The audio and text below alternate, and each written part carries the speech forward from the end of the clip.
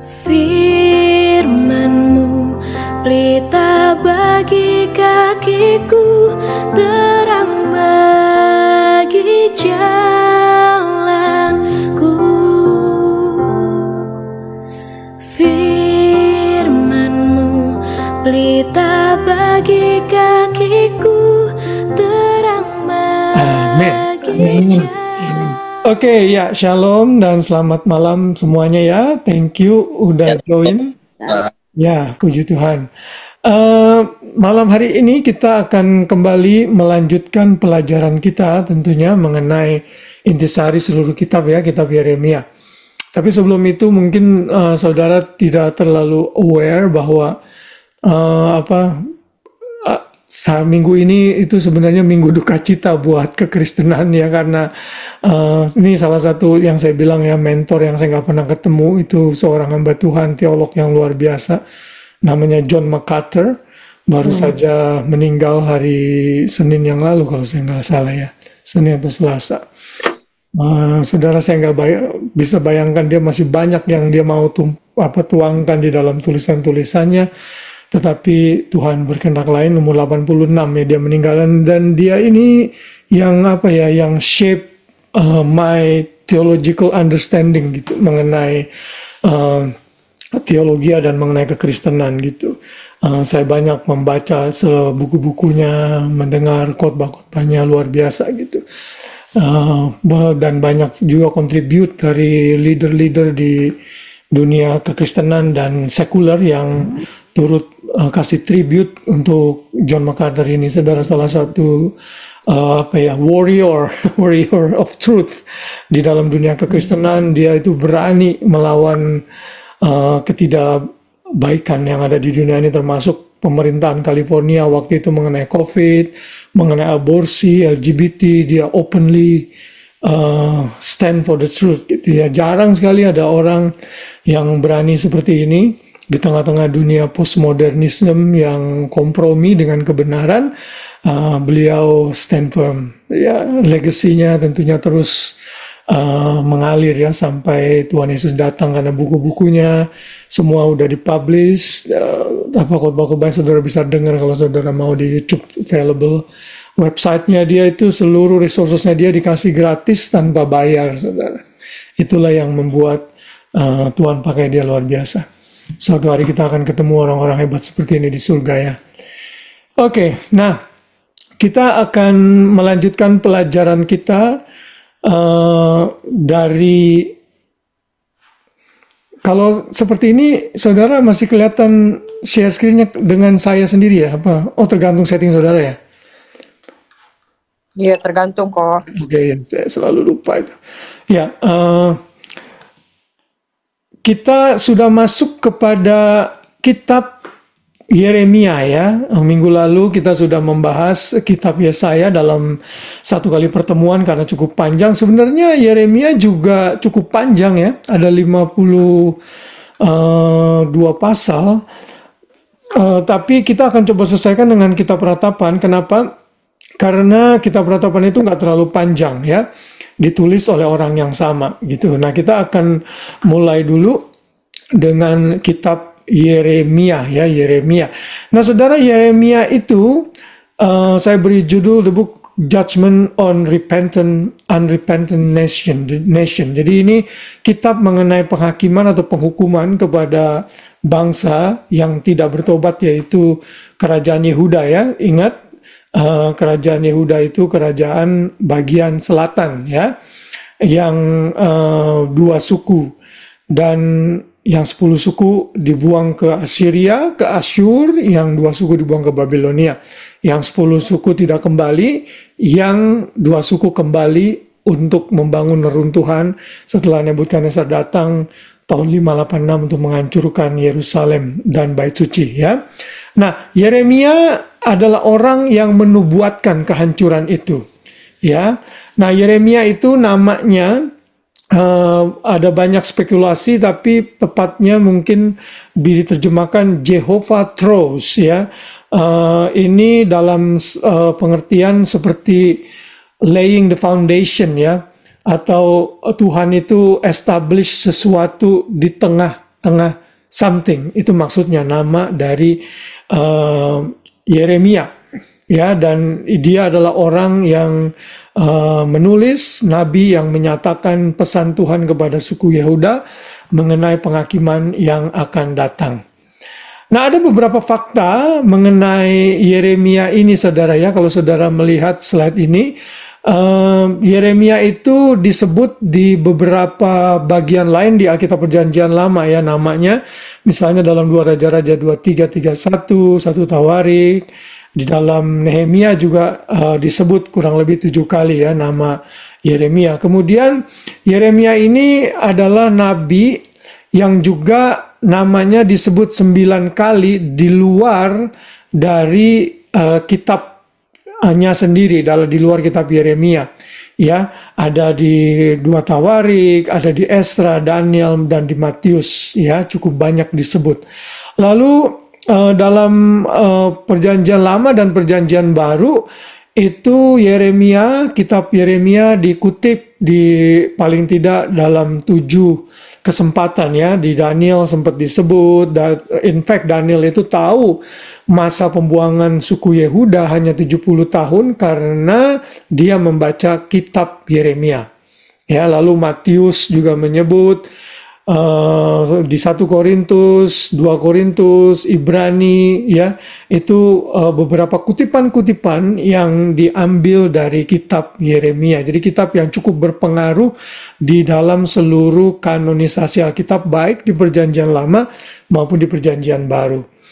Nah, mengenai letak Nabi Yeremia bernubuat, ya kalau saudara refer lagi ke tahapan-tahapan Perjanjian Lama yang sudah saya share, tentunya Yeremia ini bernubuat pada masa kerajaan Israel terpecah ya. Setelah Salomo, kerajaan Israel terpecah menjadi 2, utara dan selatan. Dan disitulah Yeremia bernubuat dan menyatakan pesan Tuhan khususnya kepada bangsa Yehuda atau kerajaan yang ada di sebelah selatan Israel.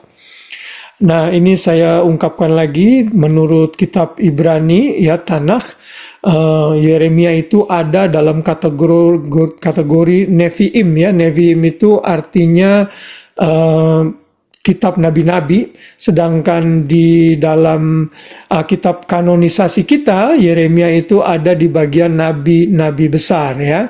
Ingat ya, kita sudah masuk ke kategori nabi besar. Kalau saudara lihat chart ini yang ada di screen saudara, Perjanjian Lama itu dibagi menjadi 5 bagian besar ya. Kitab hukum, kitab sejarah, kitab puisi atau puisi ya, kemudian kitab nabi-nabi besar dan nabi-nabi kecil. Ini pembagian ini saudara kalau bisa ingat gitu ya, karena ini akan membantu kita saat kita khotbah atau ngobrol tentang Alkitab dengan orang tuh kita jadi connect. Oh iya, pada saat saya baca kitab Yesaya ini ada di kerajaan yang terpecah gitu ya. Kerajaan yang pada saat itu menguasai dunia adalah Asyur gitu. Sedangkan nanti di Yeremia Asyur sudah mulai redup, lalu Babilonia akan mengambil alih. Itu konteksnya sangat align dengan sejarah dunia, saudara ya. Ini membuktikan bahwa Alkitab itu sebuah kitab yang sangat reliable dan dapat diandalkan. Oke. Nanti di Perjanjian Baru beda lagi ya. Ini urutannya nih saya nggak pegang yang ada di screen saudara. Saya lebih pegang yang 121 1. Jadi 4 kitab Injil, 1 kitab sejarah, 21 kitab surat-surat, dan 1 kitab nubuatan ya. Kalau ini agak beda nih yang di chart saudara. Oke.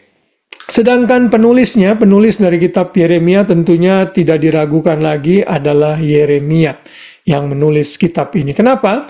Karena dalam pasal 1 ayat 1 itu dinyatakan dengan jelas Yeremia lah yang menulis. Coba tolong Tante Meme dibacakan. Yeremia 1 ayat 1. Inilah perkataan-perkataan Yeremia bin Hilkia dari keturunan imam yang ada di Anatot di tanah Benyamin. Nah, Jadi jelas ya, ayat 1 dan 1 memberikan satu argumen yang clear bahwa yang menulis kitab Yeremia itu adalah Yeremia. Nah, kita akan melihat beberapa fakta lain mengenai siapa Yeremia ini. Kalau ini ya saya kutip dari MacArthur Bible Study yang tadi saya bilang yang orangnya itu sekarang sudah meninggal. Saya banyak dapat resources dari dia tentunya dalam pelajaran ini dan tentunya dari buku-buku yang lain ya saya combine gitu. Nah, dalam MacArthur Bible Study ini ada beberapa summary yang menurut saya bagus untuk kita bisa terima sebagai informasi. Ya, nah jadi Yeremia itu melayani sebagai imam dan sebagai nabi. Jadi dia memegang dua jabatan imam dan nabi. Dan dia ini anak seorang imam yang bernama Hilkiah. Tetapi ini bukan Hilkiah imam besar ya yang ada di Raja-Raja 22 ayat 8, bukan.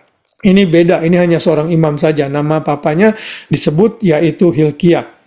Kemudian dia itu berasal dari kota kecil atau desa kecil yang bernama Anathot ya.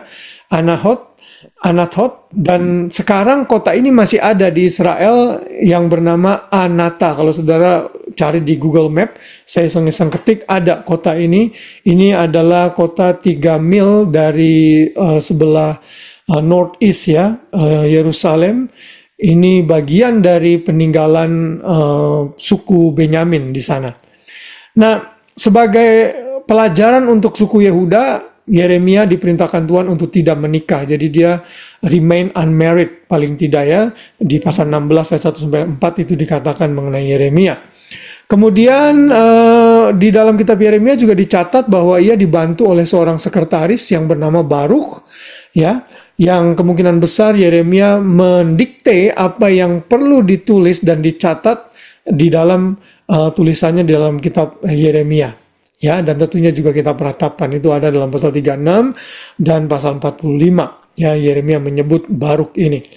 Kemudian Yeremia ini dikenal dengan sebutan the weeping prophet atau nabi yang menangis. Ya, ada dalam pasal 9, pasal 13, pasal 14. Kenapa? Karena dia hidupnya meratapi dosa dari suku Yehuda dan dia juga meratapi kehancuran Yerusalem dan bait suci yang dia lihat sendiri dengan mata kepalanya.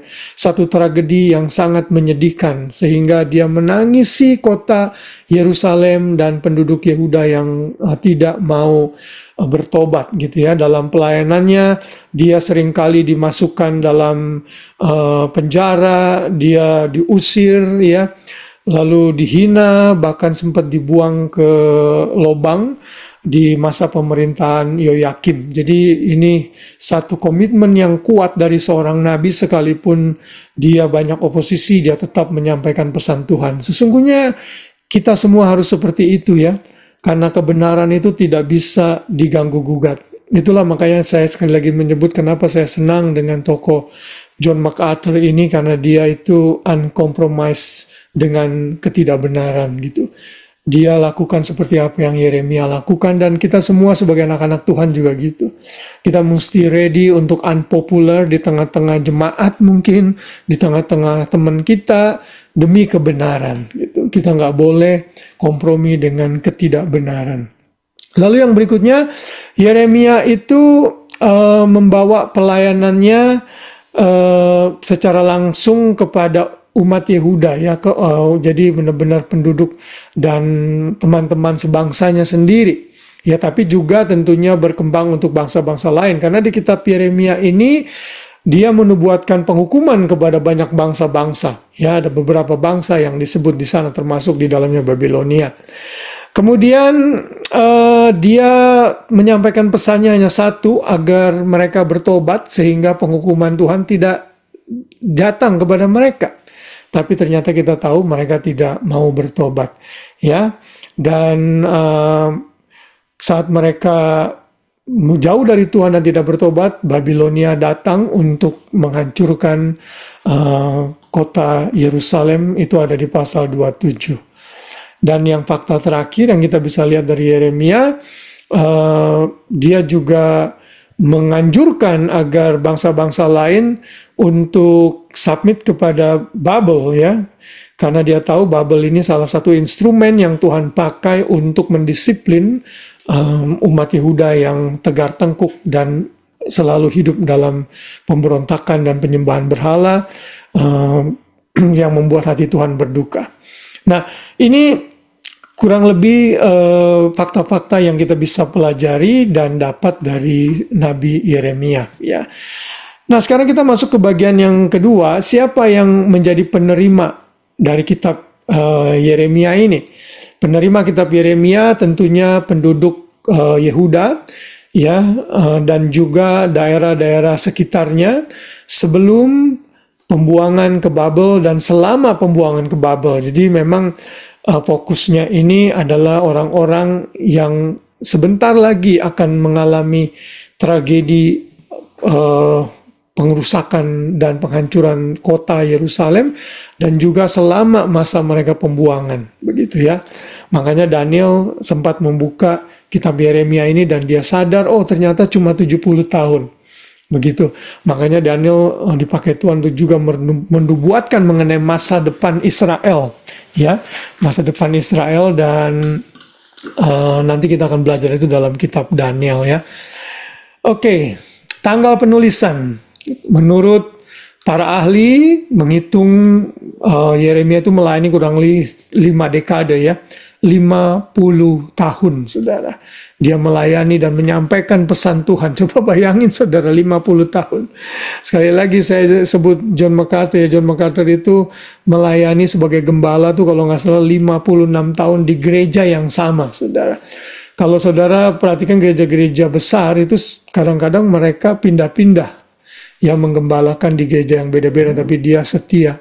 Yeremia juga sama, saudara, 50 tahun dia menyampaikan pesan penghakiman dari Tuhan, tetapi mereka menolak, gitu ya. Dan kalau saudara lihat dari kehidupan Yeremia ini, dia mulai bernubuat di Raja Yehuda yang bernama Raja Yosia pada tahun ke-13 dalam pemerintahannya, itu ya. Ada di pasal 1 ayat 2 kurang lebih tahun 627 sebelum Yesus. Dan dia terus melayani sampai akhirnya Yerusalem jatuh dalam penghancuran oleh Babilonia tahun 586 setelah Tuhan Yesus. Nah, setelah Yerusalem dihancurkan, Yeremia itu sempat kabur ke Mesir, saudara. Itu ada dalam pasal 43 dan pasal 44, ya. Dan dia masih terus melayani sampai tahun kurang lebih 570, ya, 570. Jadi dia benar-benar menyaksikan kehancuran kota Yerusalem. Bahkan dia juga melihat Raja Yoyakim, ada Yoyakin, ya, itu juga ditawan di Babilonia tahun 597. Kemungkinan besar Yeremia menyaksikan langsung peristiwa itu. Ya, jadi dia ini orang yang saksi mata, ya, mengenai kehancuran suku Yehuda dan dibuang ke Babilonia. Oke, itu tanggal penulisannya.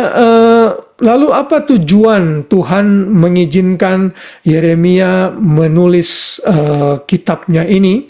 Tujuannya hanya satu saja, yaitu peringatan bahwa penghakiman akan datang dan kehancuran akan terjadi bila mereka tidak bertobat. Ya, dan kita tahu kalau kita membaca kitab Yeremia dan kitab-kitab lainnya, ini sudah terjadi, ya. Saudara, peringatan-peringatan seperti ini kan seringkali dianggap tabu oleh orang-orang yang tidak mau bertobat, gitu. Tenang aja, tapi penghukuman Tuhan itu pasti, ya. Jadi Yeremia menulis dan menyampaikan pesan agar mereka bertobat dari dosa-dosa mereka, ya, dan itu sudah terjadi. Nah, saudara, keadaan rohani dari suku Yehuda pada saat Yeremia menulis kitabnya itu sangat parah sekali. Kalau saudara perhatikan di pasal 2, Yeremia itu mulai bernubuat pada masa pemerintahan Raja Ahaz. Nah, Raja Ahaz ini adalah raja yang memulai sistem penyembahan anak-anak kepada dewa Molek, saudara, di lembah Hinnom di luar Yerusalem. Ini Raja Ahaz. Jadi bayangkan Yeremia hidup di tengah-tengah raja yang demikian jahat dan penyembah berhala. Begitu. Dia ini kemudian melahirkan Hizkia yang kita tahu usianya ditambah 15 tahun ya. Hizkia mulai melakukan reform dan menghentikan persembahan itu, tapi di tengah-tengah usianya diperpanjang, saya sudah nyebut ini dalam kitab-kitab sebelumnya, malah anaknya lahir yang bernama Manasye yang jahatnya lebih jahat dari raja-raja sebelumnya, yang juga mempersembahkan anak-anak untuk dewa Molek juga gitu.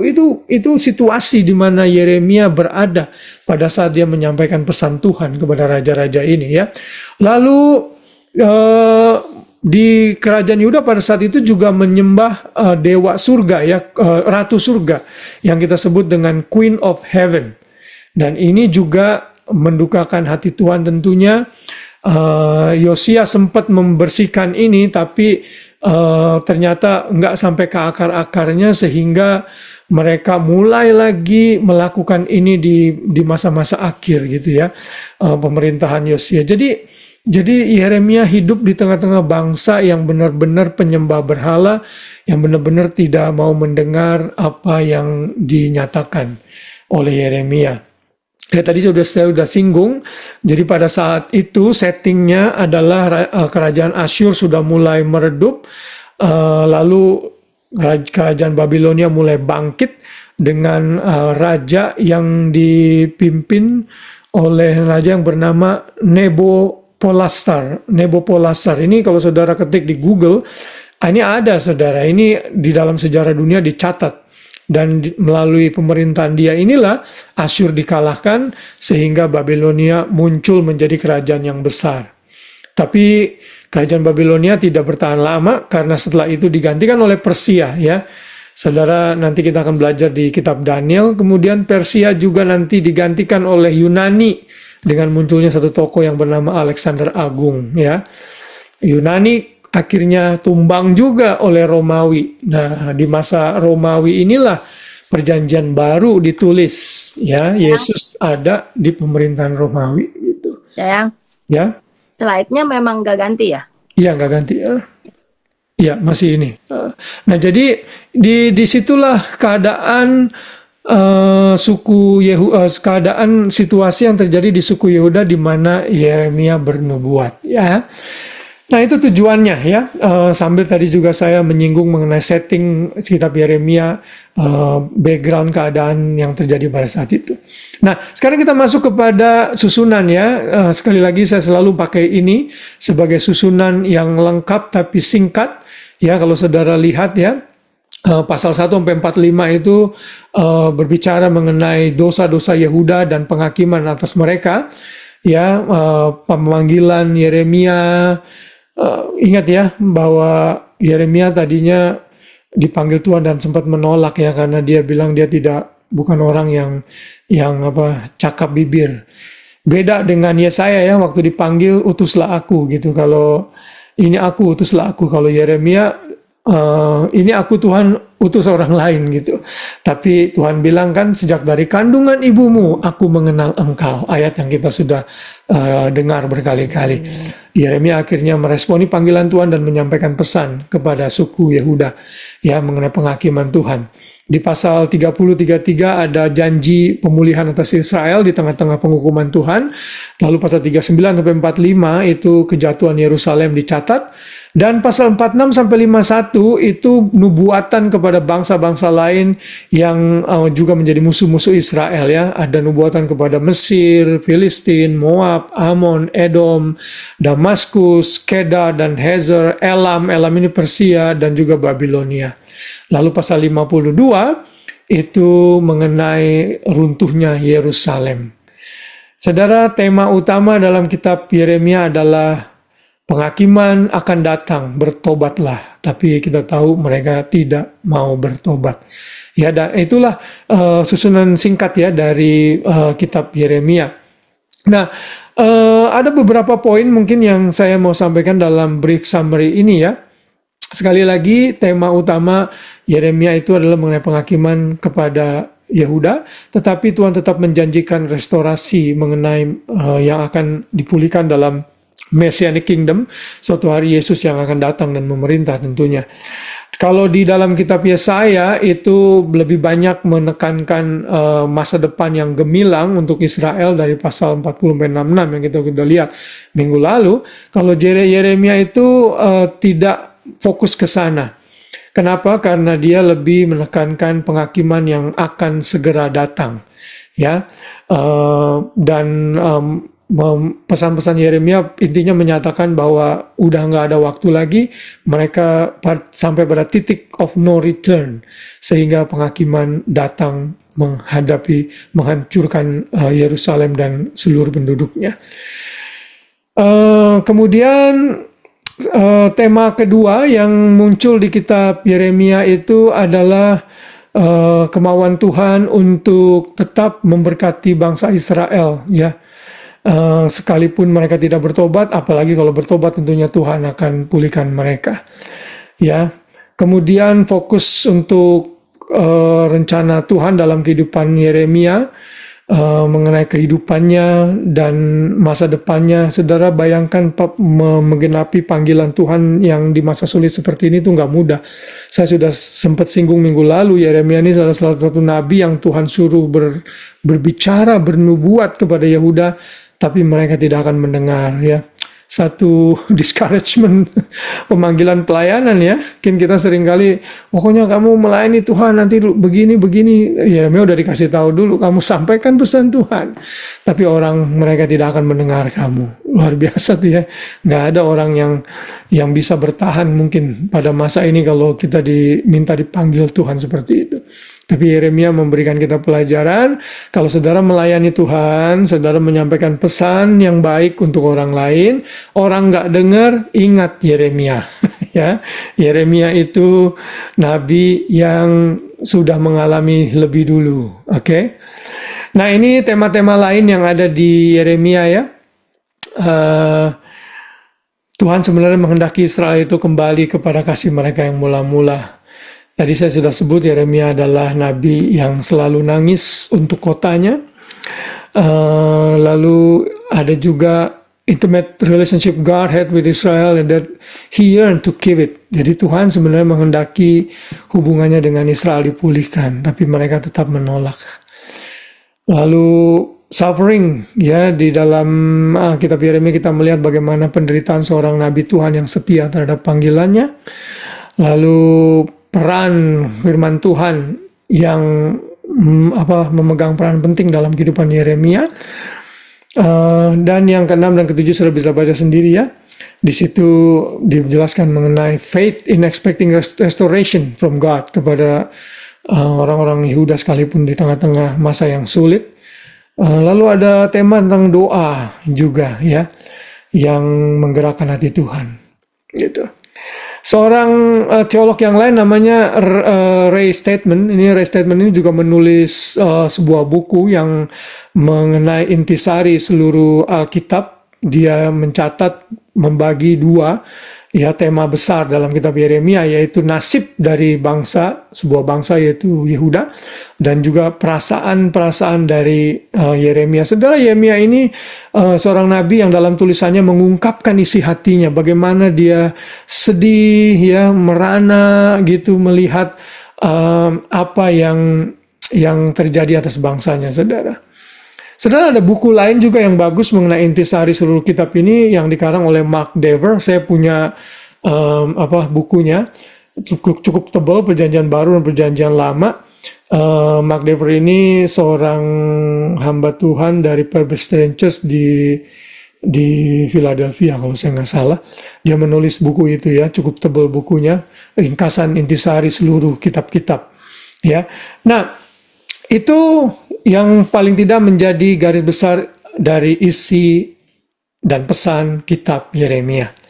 Kita akan melihat beberapa ayat kunci saja mungkin dalam 5 menit ke depan, ya.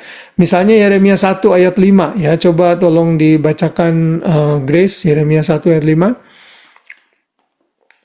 Yeremia 1 ayat 5, sebelum aku membentuk engkau dalam rahim ibumu, aku telah mengenal engkau. Dan sebelum engkau keluar dari kandungan, aku telah menguduskan engkau. Aku telah menetapkan engkau menjadi nabi bagi bangsa-bangsa. Amin. Saudara, ayat ini menyatakan bahwa tidak ada yang kebetulan dalam hidup setiap manusia, termasuk dalam hidup Yeremia. Tuhan punya rencana. Kenapa kita end up bisa ada di Australia, saya juga secara pribadi, saya bisa menjadi hamba Tuhan, itu semua Tuhan sudah atur hidup kita. Tetap ada tanggung jawab yang mesti kita lakukan, di mana kita sebagai manusia yang terbatas tidak mengerti itu, tapi yang pasti Tuhan behind the scene bekerja untuk memanggil setiap orang. Karena itu saudara jangan pernah merasa rendah diri dengan diri saudara, karena Tuhan itu sudah punya rencana buat kita masing-masing. Ayat ini sekaligus juga menentang aborsi ya. Karena sejak dari rahim ibu sebelum dibentuk malah Tuhan sudah tahu, dan anak yang janin dari embrio itu sudah Tuhan tetapkan tidak boleh dibunuh dalam aborsi ya.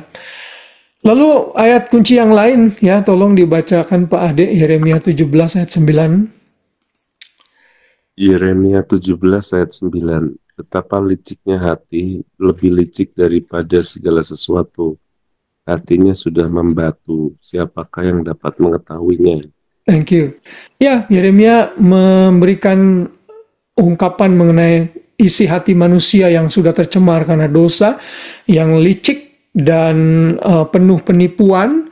Karena dosa tercemar, tentunya suku Yehuda dan raja-raja yang memerintah juga di Israel menggambarkan hal ini ya. Kalau saudara lihat ke ayat 5 dalam pasal 17, kita tahu ayat yang cukup terkenal ya, yang dinyatakan terkutuklah orang yang mengandalkan manusia ya, tapi diberkatilah orang yang mengandalkan Tuhan. Nah, itu ayat-ayat itu ada dalam kitab Yeremia. Lalu ayat kunci lainnya, nah ini nih Yeremia 29 ayat 10 sampai 11 yang orang seringkali quote tapi nggak ngerti konteks ayat ini ya. Boleh saja saudara ambil aplikasi, tapi saudara juga harus tahu kenapa ayat itu ditulis ya. Coba bacakan Hari, Yeremia 29 10 sampai 11. Sebab beginilah firman Tuhan, apabila telah genap 70 tahun bagi Babel, barulah aku memperhatikan kamu. Kamu akan mendapati janjiku itu kepadamu dengan mengembalikan kamu ke tempat ini. 11. Sebab aku ini mengetahui rancangan-rancangan apa yang ada padaku mengenai kamu. Demikianlah firman Tuhan, yaitu rancangan damai sejahtera dan bukan rancangan kecelakaan, untuk memberikan kepadamu hari depan yang penuh harapan. Amin. Kan kita kan seringkali lihatnya ayat 11-nya ya kan. Benar saudara, Tuhan itu memberikan masa depan yang cerah. Tapi konteksnya ini sebenarnya untuk orang Israel yang pada saat itu sedang dibuang di Babilonia. Makanya ayat 10 dibilang hanya 70 tahun, tapi rencanaku untuk engkau belum selesai. Aku punya masa depan yang cerah. Jadi kalau Tuhan aja setia dengan janjinya untuk orang Israel yang hidupnya seperti ini, masakan ia meninggalkan kita. Nah, kalau mau ambil ke aplikasi begitu, saudara ya. Nah, saudara belajar untuk menjelaskan dulu konteksnya, kenapa ayat itu keluar dan ditulis, lalu saudara baru ambil aplikasi gitu. Itu yang baik begitu dalam belajar firman Tuhan ya. Lalu yang berikutnya Yeremia 31 ayat 33 sampai 34. Coba Tante Meme tolong dibacakan.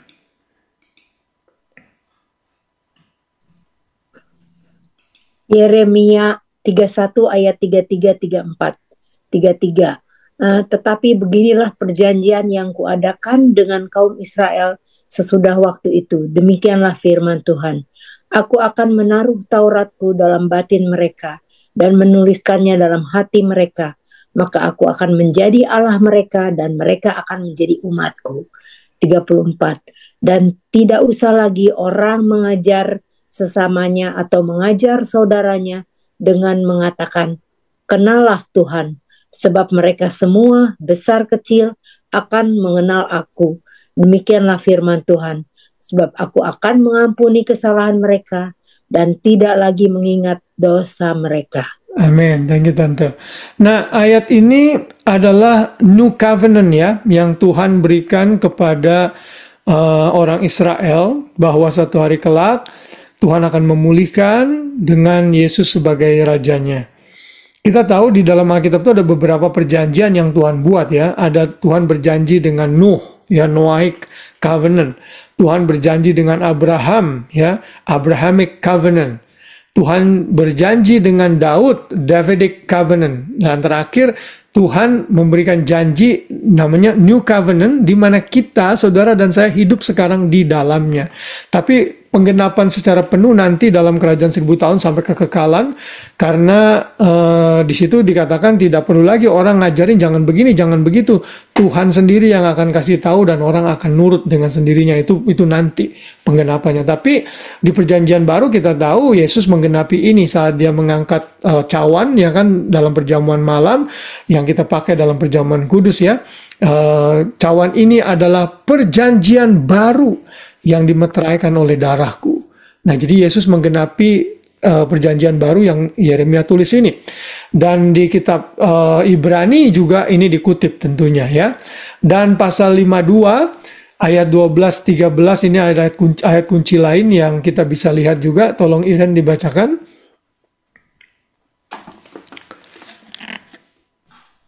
Yeremia 52 ayat 12 sampai 13.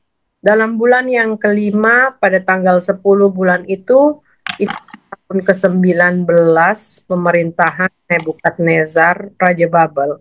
Datanglah Nebuzaradan, kepala pasukan pengawal yang melayani Raja Babel, ke Yerusalem. Ia membakar rumah Tuhan, rumah raja, dan segala rumah di Yerusalem. Segala rumah orang-orang besar dibakarnya dengan api. Ya, thank you. Nah, ini menggambarkan peristiwa yang terjadi di tahun 586 di mana Babel datang untuk menghancurkan Yerusalem. Dan ini satu tragedi yang sangat menyedihkan sekali. Kalau nanti saudara membaca di kitab Yeremia atau Ratapan, saya lupa. Kayaknya Ratapan itu ada ibu-ibu yang sampai harus memakan anaknya sendiri, saudara, karena kelaparan dan kesulitan situasi yang terjadi pada saat itu. Jadi ini satu kondisi yang sangat tragis, makanya Yeremia menangis, yang kita nanti akan lihat dalam kitab Ratapan. Nah, oke, itulah apa isi dari kitab Yeremia. Lalu apa yang bisa kita lihat, bayangan apa yang kita lihat dalam perjanjian baru, dalam yang digenapi di perjanjian baru dari kitab Yeremia? Tentunya nubuatan mengenai datangnya Mesias dalam pasal 23 yang tentunya di masa kita sudah digenapi, bahkan bukan cuma datang, Yesus sudah mati dan bangkit untuk dosa-dosa kita. Yang kedua, perjanjian baru yang dicatat dalam pasal 31-32 itu, New Covenant digenapi dalam Kristus yang tadi saya sudah sempat singgung. Yesus dalam perjamuan malam mengambil cawan dan menyatakan bahwa itu adalah perjanjian baru yang ditumpahkan di dalam darahnya. Ya, jadi jelas sekali connectionnya, penggenapannya di dalam perjanjian baru. Nah, dari kitab Yeremia apa yang kita bisa belajar untuk aplikasi hidup kita? Ya, setelah kita selesai Bible Study ini, mari kita belajar 4 hal dari Yeremia. Yang pertama, mari kita setia kepada panggilan Tuhan, sama seperti Yeremia. Apapun panggilan yang Tuhan tetapkan dalam hidup kita, apakah sebagai karyawan, ibu rumah tangga, hamba Tuhan, pekerja, guru, pengajar, saudara setia. Ya, jangan mudah putus asa. Ya, jadi orang itu jangan gampang cengeng setiap masalah datang, tapi kuat. Ya, contoh Yeremia yang dihantam berbagai macam tantangan dalam pelayanan, dia tetap setia melayani Tuhan dan nggak mundur selangkah pun. Yang kedua, Tuhan selalu memperingatkan mengenai pertobatan yang harus dilakukan agar penghukuman tidak terjadi. Tuhan itu nggak pernah menghukum tanpa alasan, dan Dia akan selalu memberikan kesempatan agar manusia bertobat. Dan ini menjadi pattern Tuhan. Ingat waktu masa Nuh berkhotbah 120 tahun sambil dia membuat bahtera agar orang-orang saat itu bertobat. Tapi toh mereka nggak mendengar. Lot diperingatkan berkali-kali, ya, tapi nggak dengar, malah istrinya juga kena akibatnya. Tuhan selalu memperingatkan orang agar bertobat. Dan sekarang ini Petrus mencatat kenapa Tuhan Yesus belum datang yang kedua kali, karena Tuhan itu masih sabar menunggu manusia itu untuk bertobat. dan berbalik kepada Tuhan. Nah, selama masih ada kesempatan, mari kita beritakan pesan ini kepada orang-orang lain agar mereka luput dari hukuman Tuhan. Yang ketiga, kasih, kedaulatan, dan kesiahan Tuhan tetap terlihat sekalipun Tuhan sedang menghukum orang-orang yang dikasihinya. Sebagai bentuk disiplin ya, kan saudara lihat di tengah-tengah penghukuman Tuhan janji pemulihan dari ayat-ayat yang tadi kita sudah baca. Dan yang terakhir, tetap ada pengharapan dan masa depan yang cerah di dalam Tuhan, sekalipun di tengah-tengah kesulitan penghukuman yang Tuhan berikan kepada kita. Nah, saudara, itulah intisari review kitab Yeremia dalam kurang lebih 42 menit. Ya, ada yang mau tanya atau berkomentar sebelum kita lanjutkan ke kitab Peratapan? Oke, semua good ya? Very good. Oke. Bentar, Pak Dede, saya mau nanya, itu siapa ya yang saya lupa, itu Yeremia atau Yesaya ya, yang disuruh Tuhan berjalan kaki dari kota mana ke kota mana yang jaraknya jauh sekali itu loh. Nah, itu saya kurang tahu ya. Coba kita lihat sebentar ya. Pak Ade sempat itu ya? Sempat baca hal itu ya? Kayaknya Yeremia kayaknya ya. Dia jalan kaki kemana Pak Ade, ingat gak? Lupa saya. Nanti sebentar ya.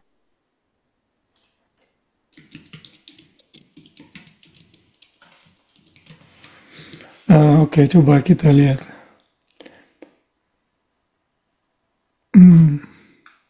Yesaya. Yesaya ya? Iya, iya. Yesaya berapa itu Pak Ade?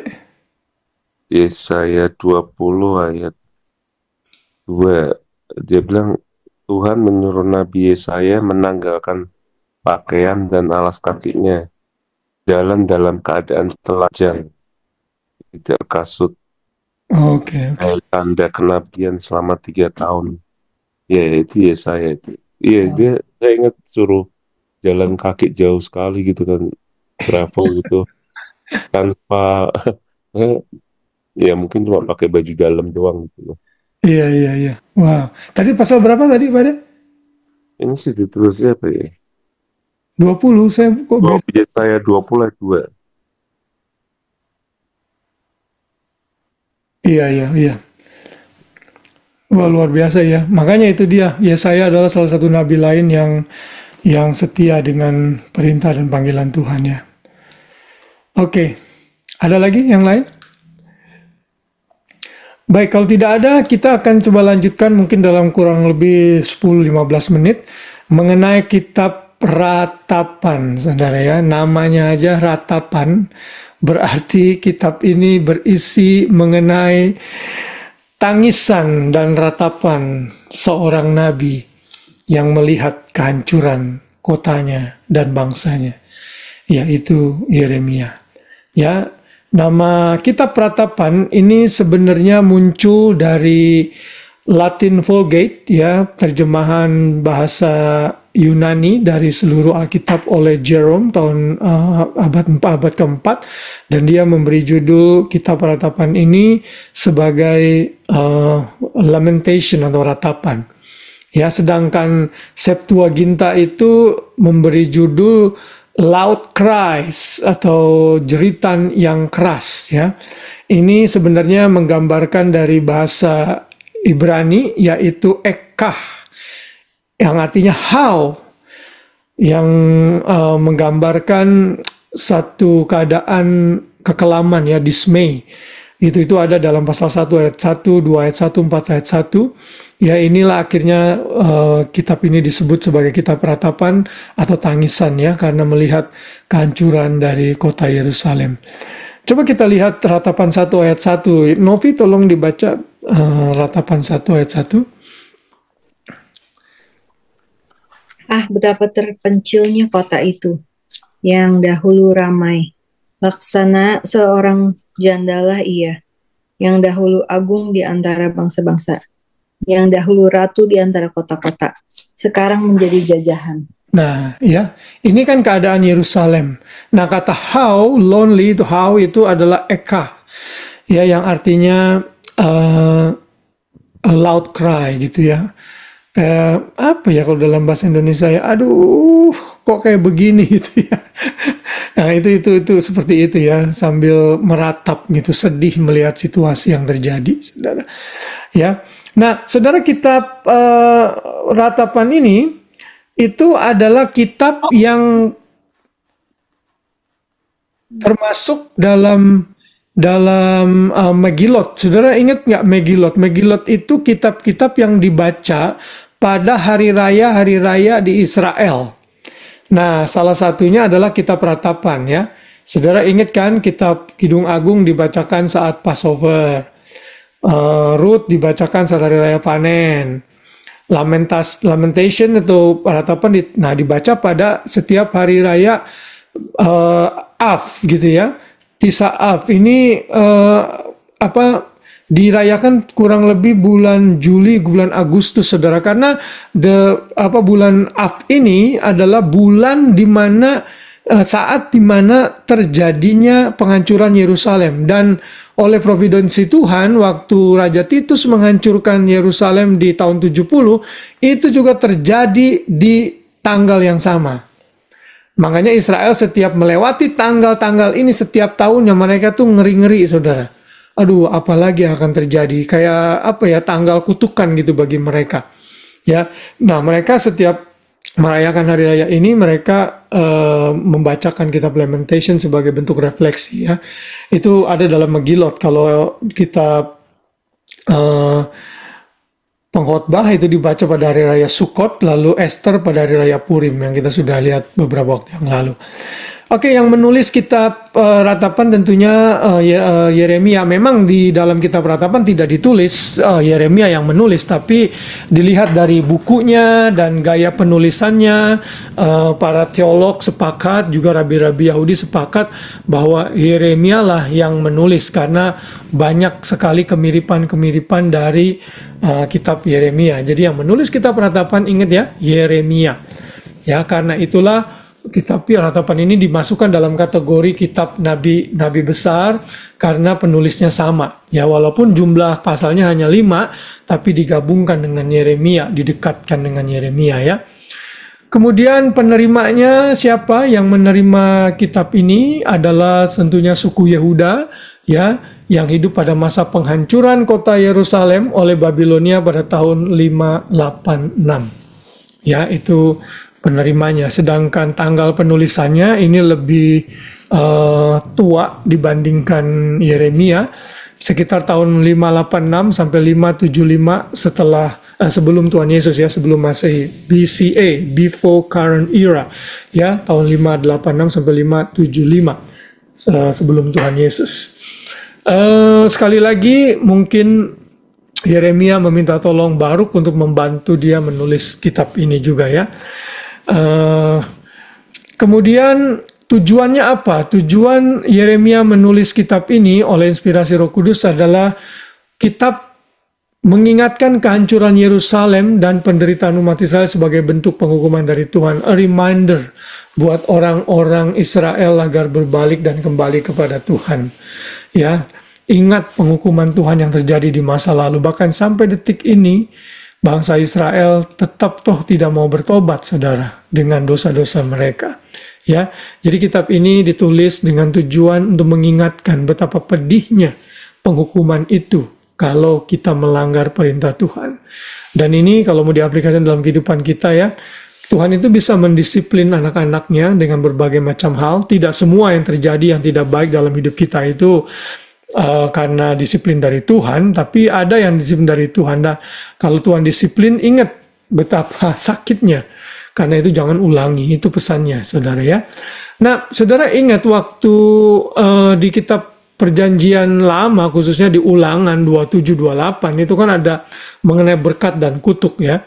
Tuhan sudah mengingatkan, bila engkau tidak mendengarkan Tuhan, tidak hidup taat, Tuhan akan memberikan kutuk. Ini itu ada daftarnya lengkap dalam pasal 28. Salah satunya adalah dalam ayat 49-52, Tuhan akan mendatangkan bangsa yang mereka tidak tahu bahasanya, bangsa yang kejam, yang akan menghancurkan tembok-tembok mereka. Dan ini digenapi pada masa Yeremia mencatat pada saat Babilonia datang menghancurkan kota Yerusalem dan bait suci.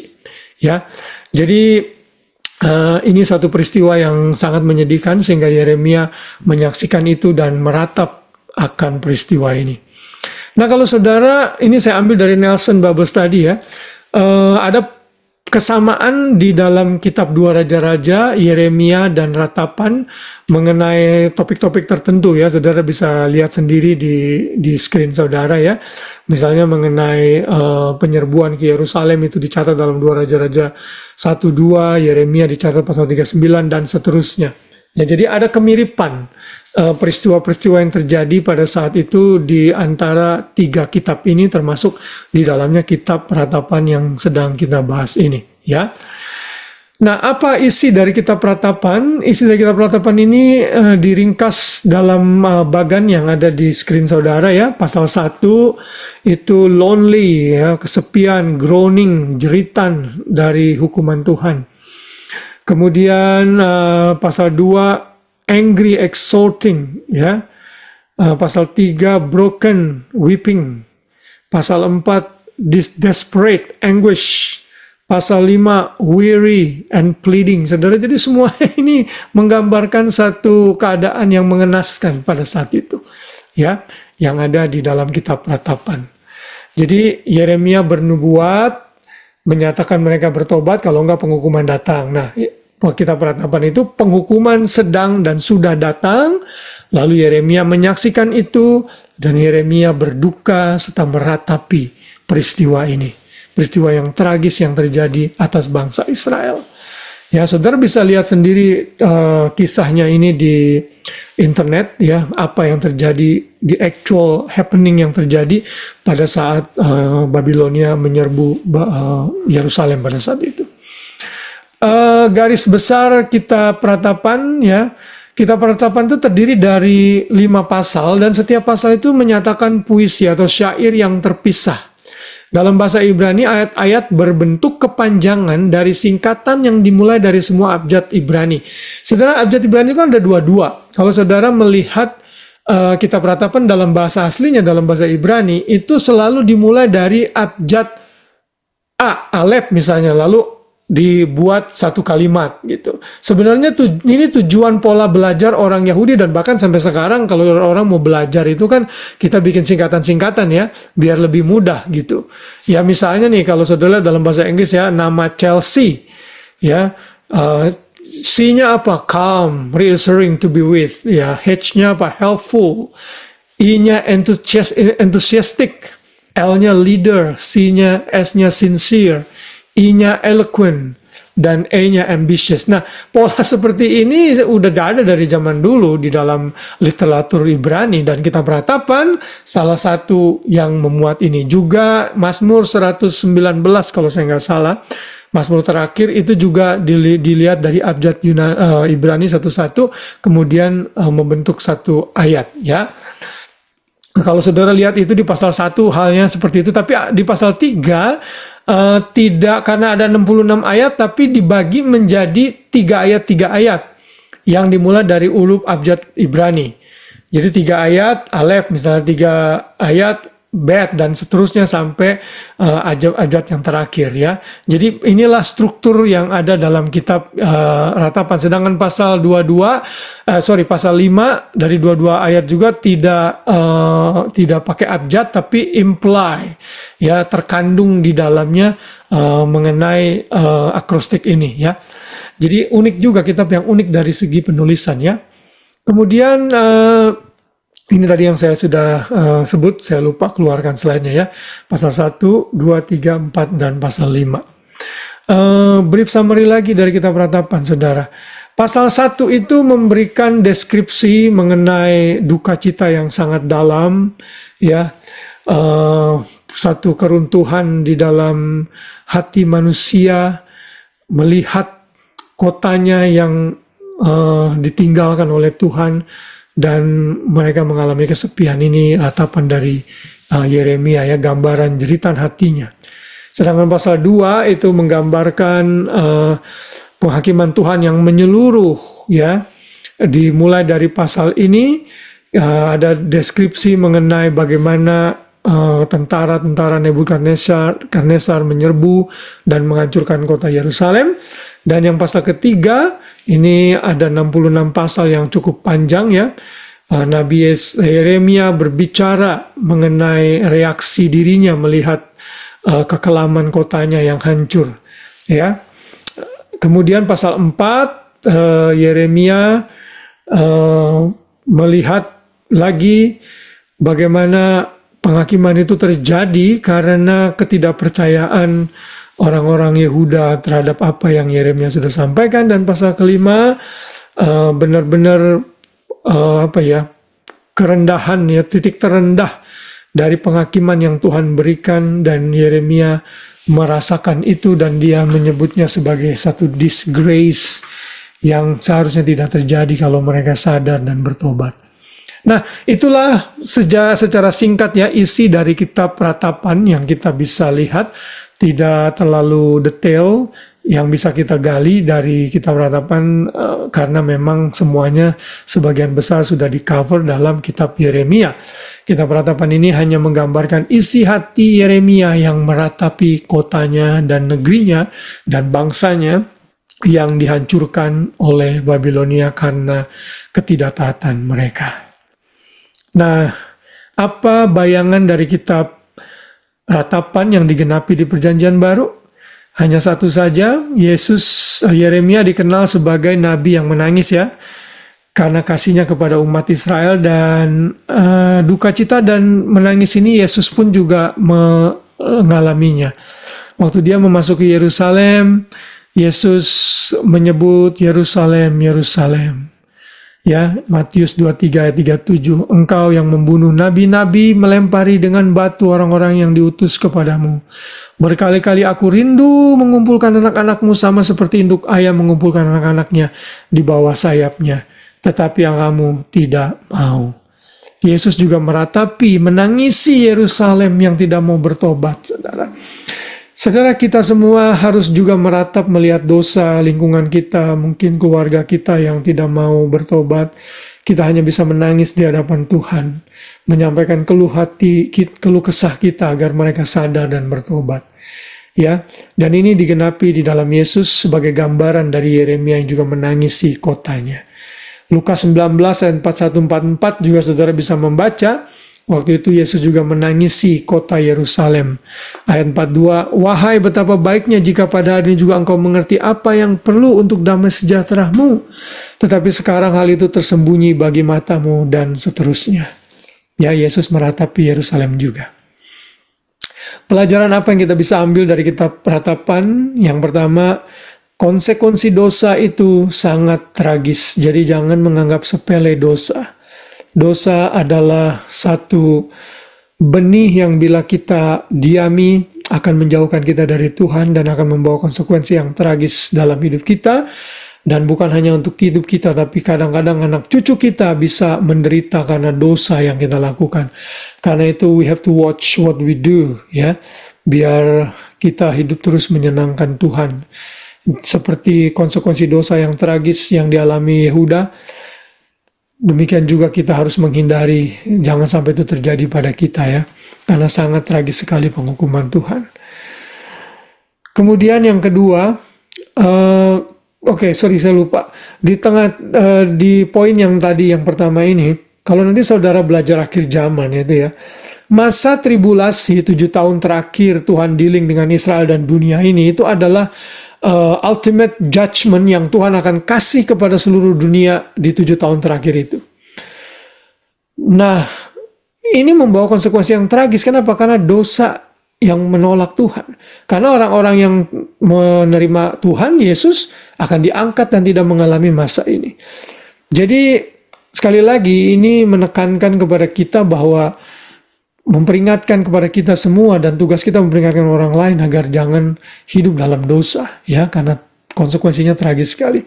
Lalu yang kedua, di tengah penghukuman, sekali lagi sama seperti Yeremia, Tuhan selalu menunjukkan kasih dan kebenarannya. Apa yang Tuhan lakukan itu selalu tepat dan benar. Di dalam dirinya tidak ada kesalahan. Ya, Orang mungkin berpikir, kenapa sih Tuhan begitu kejam, menghukum orang, menghukum bangsa seperti itu? Well, Tuhan udah peringatkan. Tapi mereka tidak mau mendengar Tuhan. Ingat ya, Tuhan itu nggak pernah salah dalam setiap tindakannya. Jadi kalau Tuhan melakukan sesuatu, itu Tuhan yang Maha Tahu, itu Dia tahu dan itu perlu Dia lakukan. Jadi jangan berbantah-bantah dengan Tuhan. Ya, Tuhan punya maksud, yaitu apa? Memulihkan mereka. Tuhan tetap menunjukkan kasih-Nya kepada mereka dan tetap akan menjanjikan restorasi bagi mereka. Dan yang terakhir, pelajaran yang terakhir, Tuhan memiliki tujuan dari setiap hal yang Ia lakukan, yang tadi sudah saya singgung di poin nomor 2. Tujuannya adalah agar orang bertobat, berbalik kepada Tuhan. Mazmur 145 ayat 17 berkata, "The Lord is righteous in all His ways and kind in all His deeds."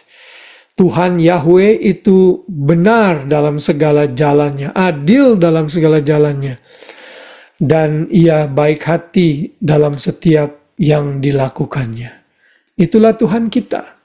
Itulah pelajaran yang kita bisa pelajari dari kitab Yeremia dan kitab Ratapan. Wow, 2 buku selesai ya. Puji Tuhan, saudara, Tuhan kita baik. Ada yang mau tanya atau berkomentar sampai di sini? Ada. Ya, apa? Bagaimana caranya, udah tahu sih jawabannya, tapi mana tahu ada yang belum tahu.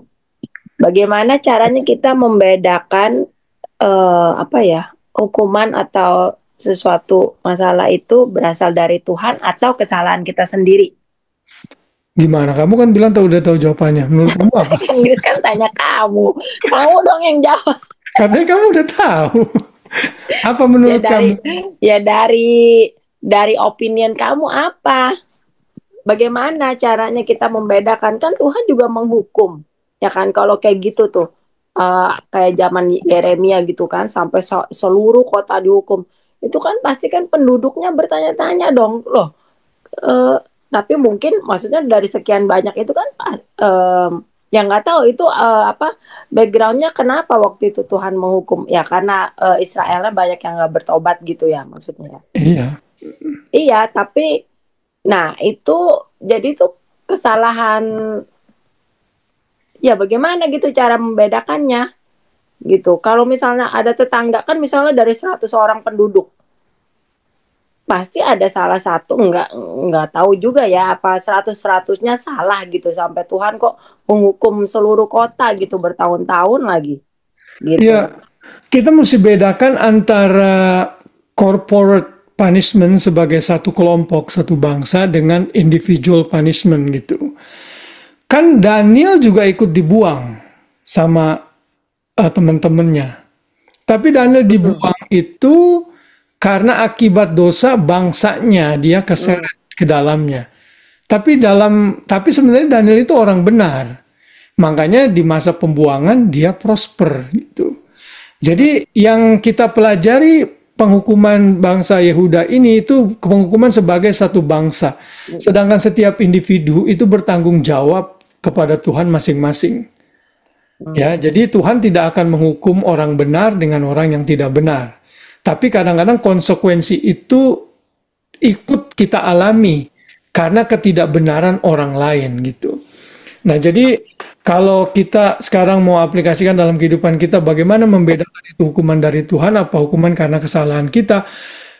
Orang itu harusnya tahu sendiri kan, dan kita orang-orang yang di luar tuh kadang nggak boleh juga cepat-cepat menghakimi gitu ya. Misalnya orang kenapa-napa, nah lu karena begitu. Contohnya misalnya ya, kan ingat yang saya udah sempat nyinggung ya, Yawaloni itu meninggal.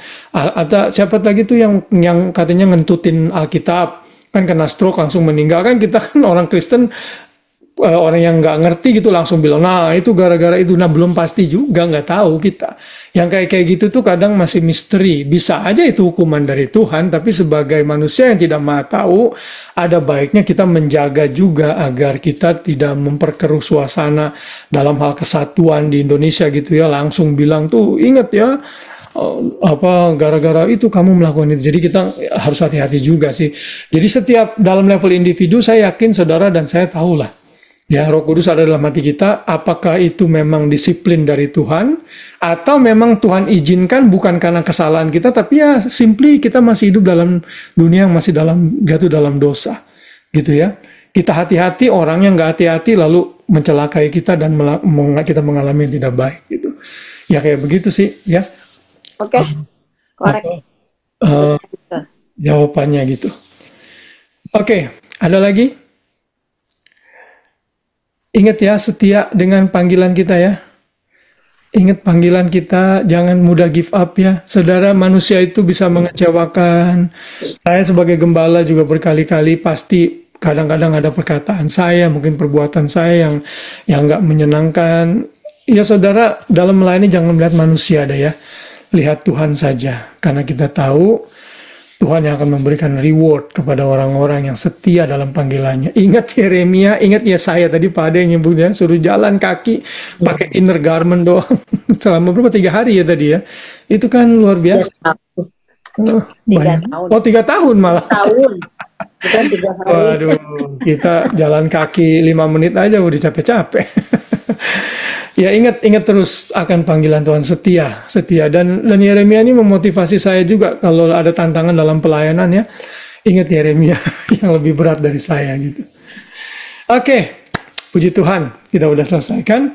Saya berharap pelajaran ini bisa memberkati kita. Dan minggu depan kayaknya saya hanya konsentrasi 1 kitab saja karena saya nggak mungkin selesaikan kitab Daniel dalam digabung dengan Yeskiel, karena Daniel itu saya mau kasih penjelasan singkat mengenai periode masa di mana Tuhan dealing dengan Israel yang adalah 490 tahun, 7 kali 7 masa dalam pasal 9 nanti, di mana nanti ada hubungannya dengan akhir zaman. Jadi saya akan spend time sedikit banyak di kitab Daniel.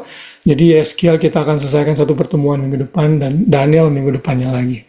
Ya, saudara, ini melakukan topik ini ya, summary ini sebenarnya big project buat saya gitu.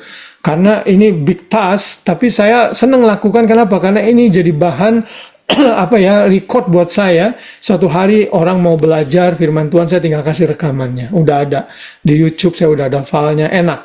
Jadi saya senang lakukan ini sampai 66 kitab ini, dan saya juga jadi belajar lagi gitu, ingetin lagi, oh iya. Karena metode belajar yang baik adalah kalau kita menyampaikan kembali kepada orang lain gitu. Jadi kita ingat lagi ya. Oke, thank you. Firman-Mu pelita bagi kami.